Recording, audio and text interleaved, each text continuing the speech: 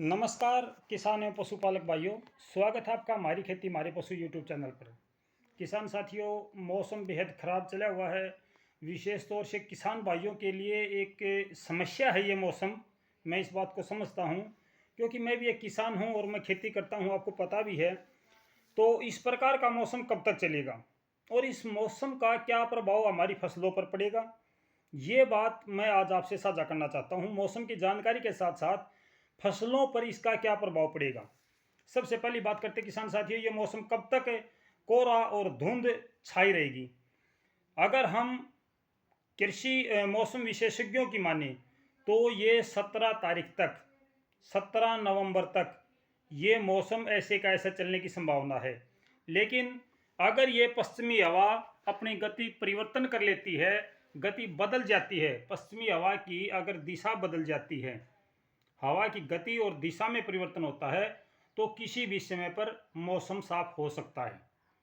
क्योंकि फिलहाल जो हवा चली हुई है, ये जो VDWD आया है उसका प्रभाव है ये।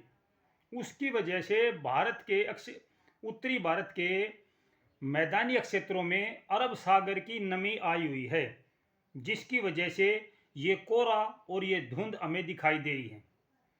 ऐसा नहीं है कि ये कोहरा और धुंध पूरे भारत में छाई हुई है, नहीं, ये केवल हरियाणा, पंजाब, NCR, दिल्ली और कुछ राजस्थान का हिस्सा है। इसमें इसका ज़्यादा प्रभाव है। उत्तर प्रदेश में भी इसका प्रभाव है। इसके अलावा इसका प्रभाव और नहीं है।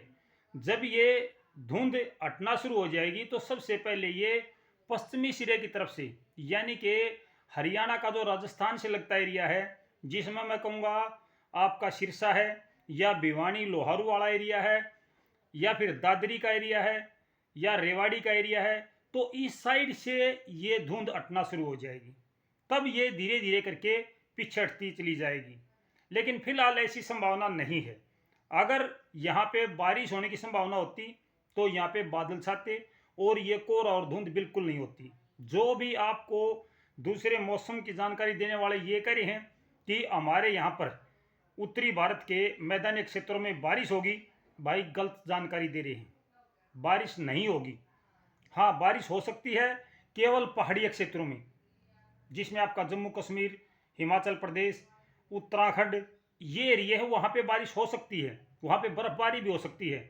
लेकिन मैदानी क्षेत्रों में अब बारिश की संभावना खत्म हो गई है। मैं कल भी ये बात आपसे साझा कर रहा था और आज भी ये बात कर रहा हूँ। आमतौर पर मौसम शुष्क रहेगा, साफ रहने की संभावना कम है।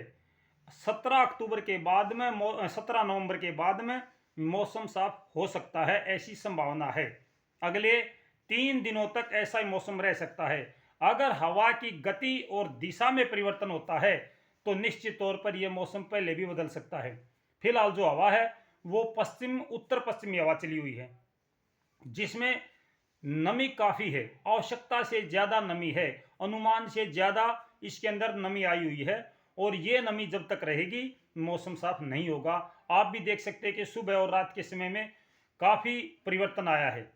2 दिन पहले जो हमारे यहाँ सुबह का मौसम था उसमें हमें ठंड कम महसूस होती थी, लेकिन कल और आज इन 2 दिनों में जो ठंड है वो ज़्यादा महसूस हो रही है।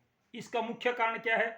इसका मुख्य कारण यही है कि जो अरब सागर की हवाएं चल रही हैं, अरब सागर से नमी को लेके हमारे यहाँ आ रही हैं, उनमें अपेक्षा से ज़्यादा नमी है और ये मौसम 1-2 दिन या 3 दिन तक और भी रह सकता है।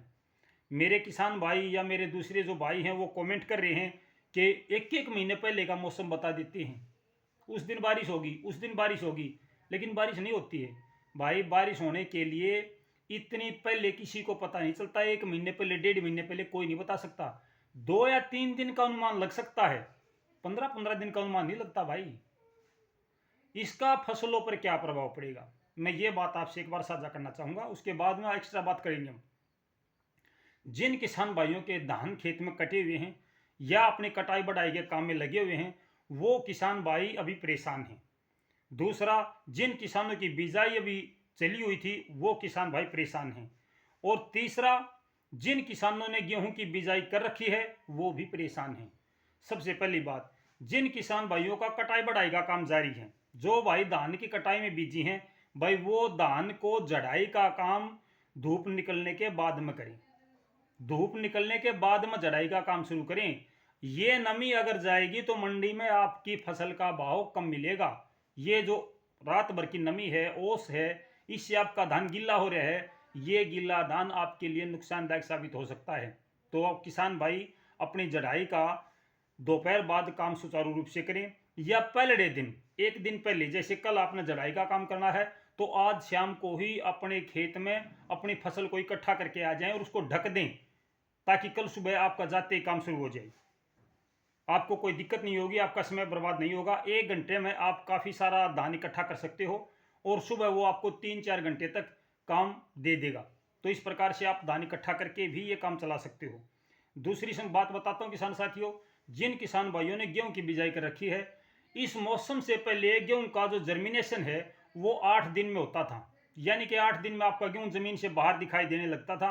लेकिन ये मौसम अब आ गया है तो इसकी वजह से आपका जो गेहूं का जर्मिनेशन है वो 24 घंटे लेट हो जाएगा। यानी कि अब आपका गेहूं 9 और 10 दिन में जर्मिनेट होकर बाहर निकलेगा। किसान भाई इस बात की चिंता ना करें कि भाई मेरा गेहूं अभी तक क्यों नहीं जर्मिनेट हुआ, क्यों नहीं उगकर बाहर आया। बिल्कुल आ जाएगा, लेकिन आप 1 दिन और ज़्यादा मान के चलो, क्योंकि मौसम का ये अनुमान पहले नहीं था। अब मौसम जो हमें दिखाई दे रहा है उससे गेहूं के जर्मिनेशन पर थोड़ी सी मैं कहूँगा देरी आएगी। आपके गेहूं के जर्मिनेशन में थोड़ी सी देरी आप देखोगे आएगी। अगर जो भाई अभी आगे बिजाई करेंगे उनके गेहूं में भी थोड़ी सी कमी आएगी कि उनका गेहूं थोड़ा सा लेट जर्मिनेट होगा, लेट उगकर बाहर आएगा। तो इस विषय में किसान भाई चिंता ना करें। जिन भाइयों की ज़मीन अभी बत्तर नहीं आई है उन भाइयों की ज़मीन और भी लेट बत्तर आएगी, क्योंकि रात को जो ओस और नमी गिर रही है वो ज़मीन को लगातार मॉइस्चराइजर कर रही है, नमी ज़्यादा दे रही है, जिसकी वजह से जो 2 दिन में ज़मीन बत्तर आने वाली थी वो अब 3 और 4 दिन में बत्तर आएगी। ये समस्या किसान भाइयों के साथ लगातार बनी हुई है। किसान साथियों, इसमें किसी की भी कोई भी मर्जी नहीं चलती है। इस विषय में कोई भी किसान भाई अपनी इच्छा से काम नहीं कर सकता है। मैं इस बात को अच्छे प्रकार से समझता हूँ और इसीलिए मैं आपसे जानकारी साझा कर रहा हूँ, ताकि मेरे किसान भाइयों को किसी प्रकार की कोई दिक्कत ना हो। विशेष तौर से मैं एक जानकारी और साझा करना चाहूँगा किसान साथियों, भाई अपने पशुओं के विषय में सतर्क रहें। पशुओं के विषय में सतर्क रहें। ये मौसम पशुओं में आमतौर पर ठंड लगाने वाला मौसम है। अपने पशुओं को बाड़े के अंदर बांधें, उनको ढककर रखें। अभी जो रात को ठंड पड़ती है हमें कम महसूस होती है, लेकिन पशु को ज़्यादा महसूस होती है। अचानक जो मौसम ये परिवर्तनशील हुआ है, इस अचानक मौसम परिवर्तनशील से पशुओं को ठंड लगने की समस्या बढ़ जाती है। आपका पशु चारा कम खा रहा है या आपका पशु को दस्त लग रहे हैं तो इसका मतलब है कि आपके पशु का टेम्परेचर डाउन हुआ है और उसको तुरंत डॉक्टर को दिखाएं। तो ये जानकारी मैं आपसे साझा करना चाहता था किसान साथियों। मौसम के साथ साथ किसानों की परेशानी बढ़ी है और यही परेशानी मैंने आपसे साझा की है। मुझे उम्मीद है कि आपको ये जानकारी अच्छी लगी होगी। मैं सभी किसान भाइयों और दर्शकों से प्रार्थना करता हूँ कि भाई एक लाइक जरूर कर दिया करो, मेरा भी हौसला बन जाएगा। एक लाइक कर दिया करो।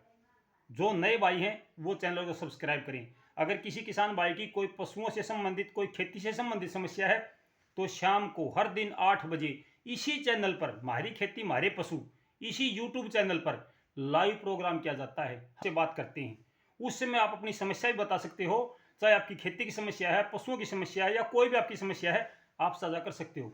हजारों किसान जुड़ते हैं उस समय, तो आप भी एक बार जुड़ कर देखिए। आपकी जो समस्या है उसका समाधान करने की और करवाने की, उसका समाधान करवाने की भी कोशिश करेंगे हम आप।